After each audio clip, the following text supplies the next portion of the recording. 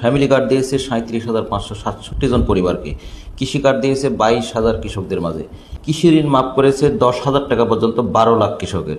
সংসদের প্রথম অধিবেশনে 133টি অধ্যাদেশ নিষ্পত্তি করেছে। খাল খনন শুরু করেছে 54টি জেলায় 20,000 কিলোমিটারের। ইমাম মুয়াজ্জিনদের বেতন মাসিক ভাতা চালু করেছে 4,908টি মসজিদের। বৌদ্ধদের 144টি মন্দিরে মাসিক ভাতা চালু করেছে। হিন্দু পুরোহিতদের 909 জনকে মাসিক ভাতা প্রদান করেছে। খ্রিস্টান যাজকদের 396টি গির্জায় মাসিক ভাতা প্রদান করেছে। হজ কার্ড বিতরণ করেছে 12,000 টাকা মূল্যের।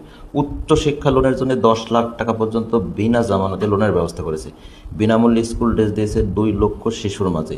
বৃক্ষরোপণ কর্মসূচি শুরু করেছে 5 বছরে 25 কোটি, তার এই বছরের লক্ষ্যমাত্রা 1.5 কোটি। পদ্মা ব্যারেজ প্রকল্প হাতে নিয়েছে। যুদ্ধকালীন সময়ে জ্বালানি তেলের পর্যাপ্ত পরিমাণ ভর্তুকি দিয়ে বাজার নিয়ন্ত্রণ রেখেছে।